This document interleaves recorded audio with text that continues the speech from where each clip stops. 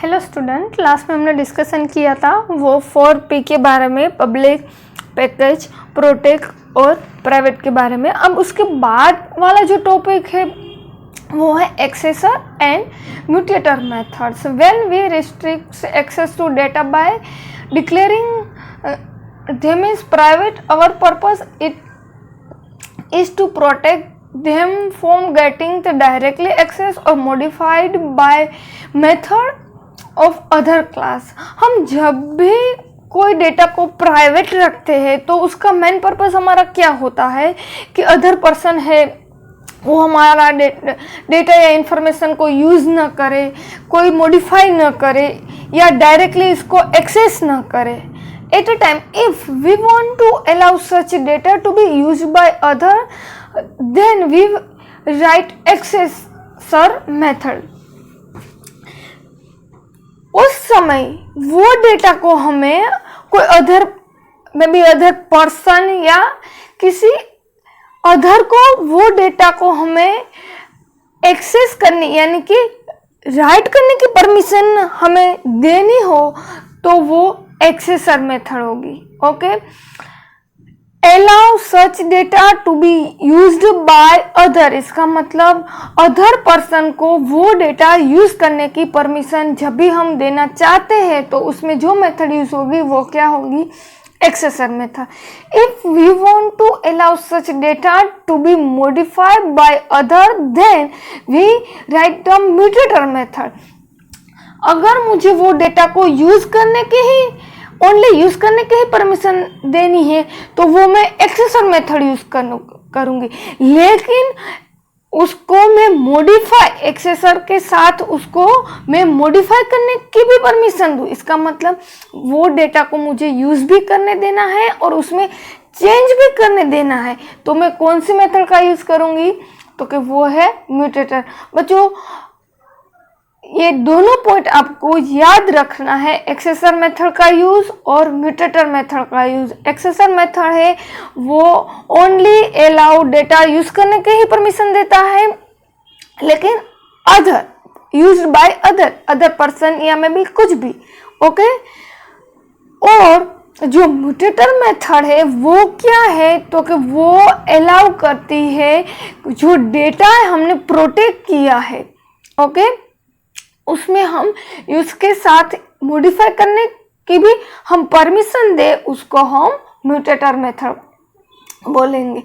Okay, conventionally naming of accessor and mutator method is to capitalization the first letter of variable name and then prepend the variable name with the prefix get and set respectively। Okay, जब भी हम एक्सेसर और mutator method के variable के नाम declare करेंगे तो इसका फर्स्ट लेटर कैपिटलाइजेशन होगा जो हमें मेथड गेट और सेट से यूज होगा। इसका मतलब एक्सेसर मेथड जो है वो गेट एक्सेप्ट करेगा और म्यूटेटर मेथड है वो set. Due to this conversations accessor method are also known as getter and mutator method as setter. आपको ये भी याद रखना है जो एक्सेसर मेथड है वो क्या लेगा, तो कि वो गेटर लेगा, और म्यूटेटर मेथड है वो क्या लेगा, तो कि वो सेटर लेगा। ओके, या गेट या सेट या गेटर या सेटर। ओके, आपके बुक में बच्चों एक प्रोग्राम दिया गया है, फिगर वाला प्रोग्राम अपने बुक्स में देखिए, उसमें ये गेट और सेट का यूज करके वो प्रोग्राम दिया गया है जिसमें एक्सेसर और म्यूटेटर मेथड का यूज हुआ है। देखो ये से वो गेट लेंथ मेथड यूज की गई है और गेट विथ मेथड यूज की गई है। ओके, अब आपको पता चला वो क्या है, वो गेट मेथड है तो वो क्या होगी, तो वो एक्सेसर मेथड होगी। ओके, अब वो ऐसा सेट लेंथ है, ओके, वो क्या होगी, तो वो हमारी म्यूटेटर मेथड होगी। ओके, ये फिगर वाला प्रोग्राम आप अपने बुक्स में देख लेना। क्लियर बच्चों? उसके बाद वाला जो पॉइंट्स है वो इनहेरिटेंस है। Object oriented programming language provide reusability features using inheritance. Inheritance allow use to build new class with added capabilities by extending existing class। इसका मतलब क्या है? इनहेरिटेंस हमें जो हमारे पास जो क्लास पड़ा है उसको हमें बड़ा करने, यानी कि ज़्यादा इसमें हम उसकी रेंज बढ़ाए, उसका विस्तार जो है वो हम बढ़ा सकते हैं, और उसके साथ साथ ही हमें न्यू क्लास बनाने की भी वो हमें कैपेबिलिटी प्रोवाइड करता है। Okay, inheritance model is a relations between two class. बच्चों ये आपको याद रखना है, इनहेरिटेंस से वो दो क्लास के बीच में कौन से प्रकार की रिलेशंस रखता है, तो वो है इज अ।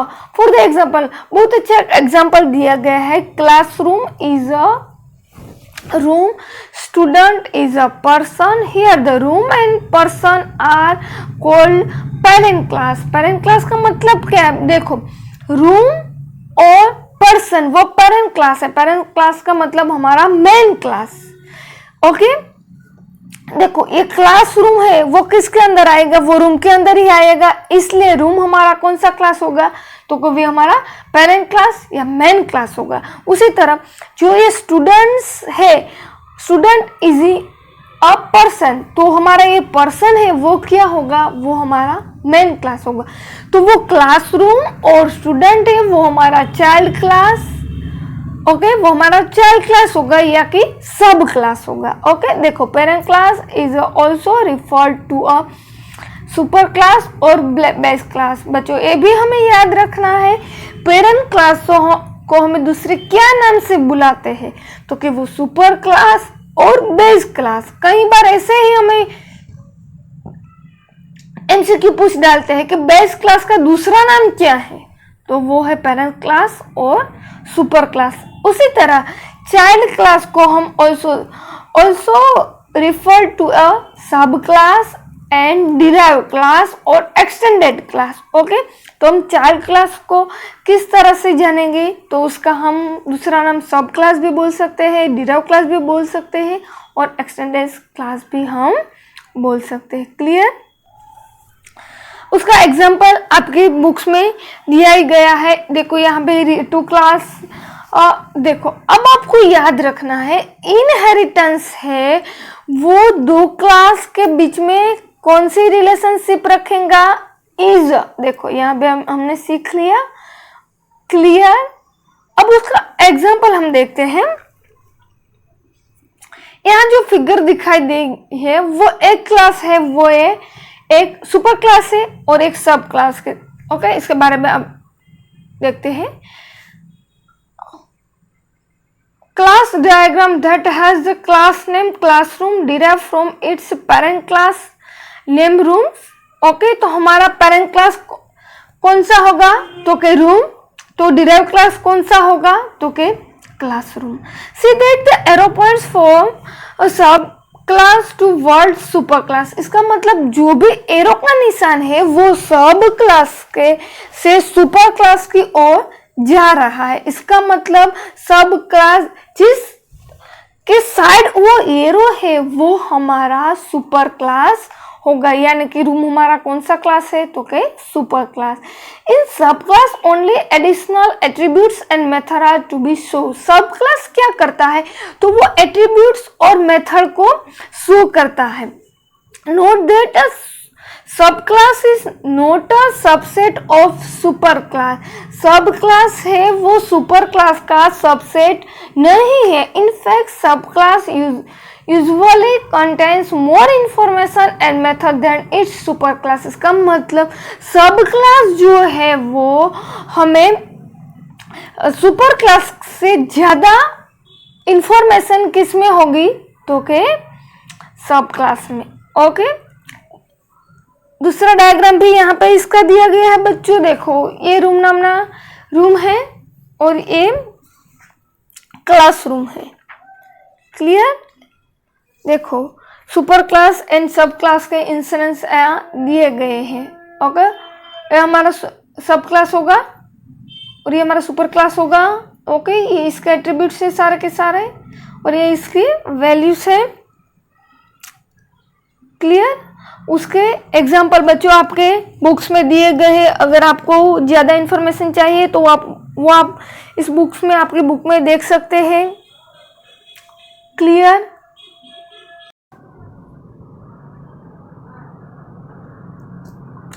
अब उसके बाद वाला टॉपिक है students, protect member of super class. As studied before in the topic about visibility modifier, protect member are allowed as private member in the inherited subclass. Modify the instance variable of the class to protect as the follow. बच्चों याद करिए, हमने visibility modifier देख लिया, वो 4P वाला, protect, private, package and public। Okay, वो यहाँ से protect member are available as the private member in the inherited sub class. Okay, यहाँ पे रूम नाम का क्लास है, वहाँ का प्रोटेक्ट मेंबर है, वो यहाँ पे यूज किया गया है। उसमें हम प्राइवेट से कैसे प्रोटेक्ट करें उसका एग्जांपल यहाँ दिया गया है। ओके, देखो, फ्लोट लेंथ विथ हाइट, ये हमारे वेरिएबल्स है। Okay, by new windows, by to new windows, ये सारे हमारे वेरिएबल्स है। और इसका आगे मैंने प्रोटेक्ट लिख डाला। इसका मतलब इस वेरिएबल हमारा कैसा हो गया, तो कि सुपर क्लास के जो मेंबर्स है वो हमारे ये सब प्रोटेक्ट हो गए। क्लियर? यस और नो?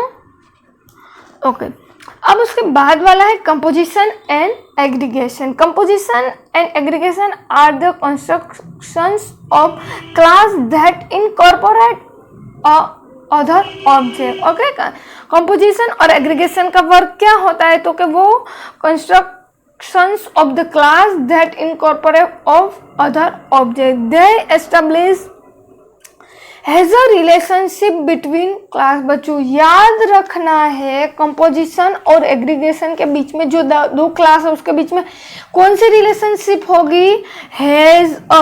अभी हमने वो पढ़ा, इनहेरिटेंस के बीच में, दो क्लास के बीच में कौन सी रिलेशनशिप होगी, तो के इज अ। ओके, एग्जाम्पल दिया गया है, if we define class library.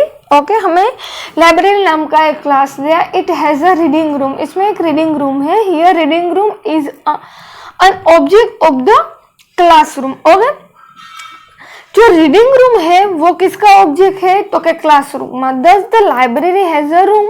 Okay, library में रूम है। When class includes object of the other class, it is also refer to a container class. इसका मतलब हम जब भी जो क्लास इस ऑब्जेक्ट में इंक्लूड है, ओके, इसको हम क्या बोलेंगे, तो के कंटेनर क्लास। इसका मतलब जो भी क्लास है उसको अदर क्लास के ऑब्जेक्ट्स इसमें इंक्लूड होते हैं, उसको हम क्या बोलेंगे, तो के कंटेनर क्लास। ओके, दूसरा एग्जांपल भी यहाँ पे दिया गया है, person has the name address. Okay, here name के क्या एट्रीब्यूट्स लिए गए हैं, तो के उसके 3 एट्रीब्यूट्स है, first name, middle name and last name. और address is also class address with attributes house number, apartment, societies name, area, city, state, country, pin code. Okay, इस तरह से हम एट्रीब्यूट्स ले सकते हैं। और दूसरा car has a steerings, wheels and engine है, उस हिसाब से, इस हिसाब से ही वो एक दूसरा वाला एग्जाम्पल भी यहाँ पे दिया गया है। क्लियर? ओके, और एक लाइब्रेरी का भी आपको एट्रीब्यूट्स यहाँ पे दिए गए हैं कि नंबर ऑफ बुक्स है। ओके, उसके integers, number of books in library. Okay, magazine है तो इसमें मैगजीन के इंटीजर में लेंगे, क्योंकि मैगजीन को भी हमें काउंटिंग करना पड़ेगा लाइब्रेरी में। ओके, न्यूज़पेपर है, रीडिंग रूम है।